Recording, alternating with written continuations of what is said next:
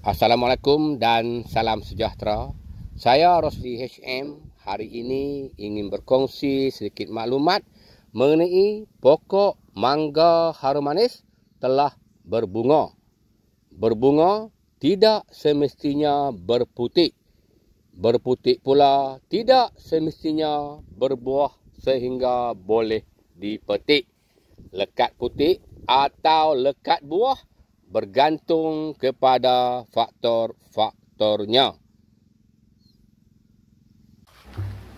Contohnya, pertama, bergantung kepada kekerapan pekebun mangga harum manis untuk melakukan pemantauan terhadap bunga, aktiviti meracun serangga dan kulat, semburan baja folia atau hormon, dan lakukan siraman air.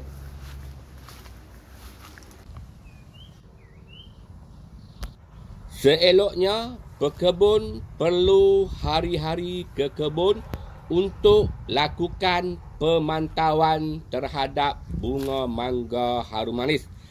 Paling tinggi pekebun tidak ke kebun adalah dalam tempoh 3 hari.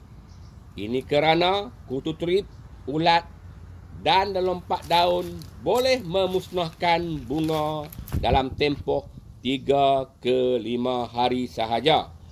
Sementara itu, kutu trip, ulat dan lompat daun pula boleh hadir atau menyerang bunga mangga harum manis dalam sekelip mata.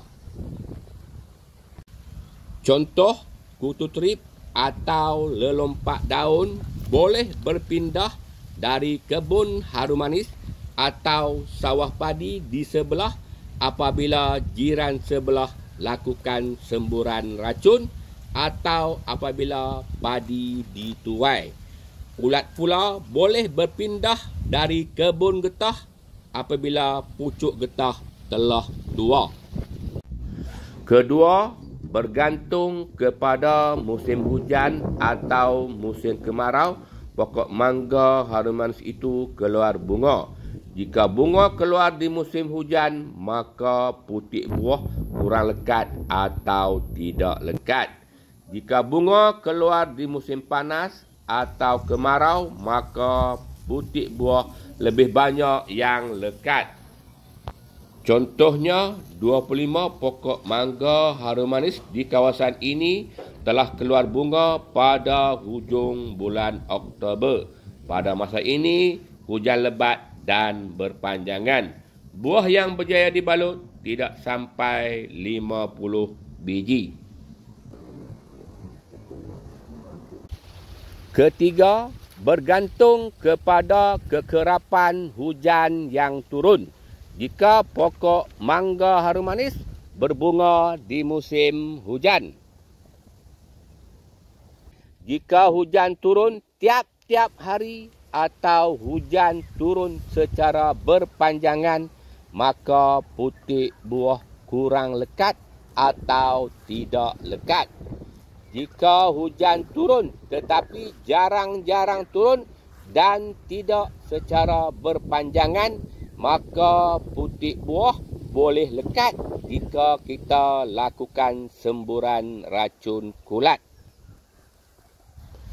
Contoh, pokok mangga harum manis di kawasan ini telah berbunga di hujung bulan November, di mana hujan turun kadang-kadang tetapi tidak berpanjangan. Maka banyak juga bunga mangga harum manis yang telah lekat putik. Keempat, bergantung kepada serangan serangga seperti kutu trip, lelompat daun, ulat, koya dan lain-lain.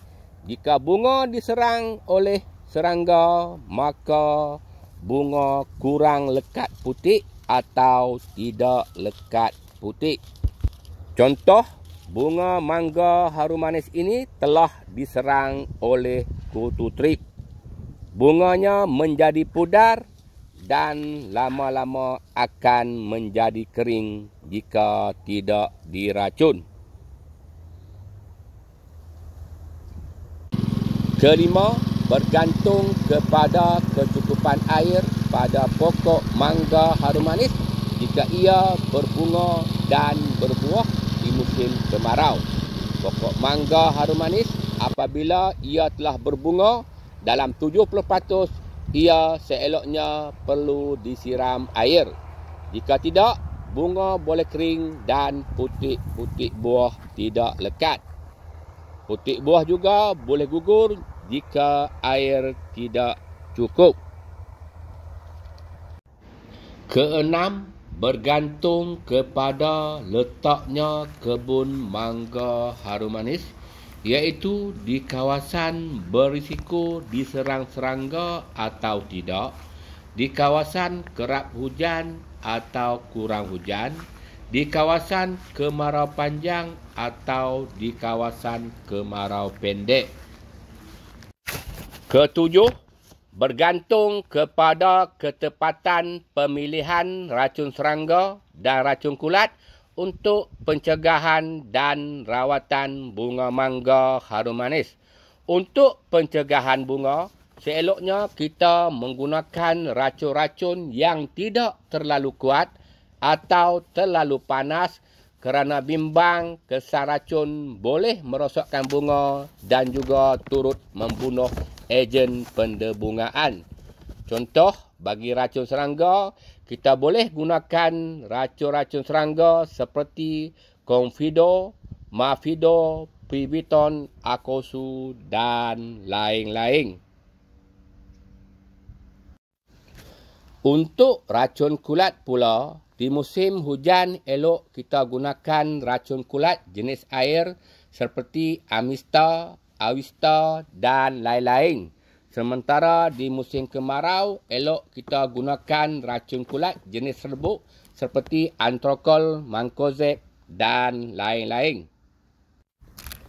Kekerapan semburan racun pula seeloknya dilakukan 5 ke 7 hari sekali mengikut risiko kawasan kebun mangga harum manis. Untuk rawatan bunga pula, pemilihan racun serangga perlu mengikut jenis serangan serangga. Contoh, jika bunga diserang ulat, kita boleh gunakan racun Cypermethrin, Cyper H2O. Serangan kutu trip dan lelompat daun, kita boleh gunakan racun seperti Confido, Mafido, Nuprik dan lain-lain. Pemilihan atau penggunaan racun serangga juga perlu mengikut tahap-tahap serangan serangga. Contoh, jika bunga mangga harum manis diserang oleh kutu trip pada kadar yang serius, penggunaan racun 505 campur malation perlu dilakukan dengan kadar segera. Kekerapan semburan racun pula perlu bergantung kepada jenis serangga. Contoh, kutu trip kita racun 3 hari sekali.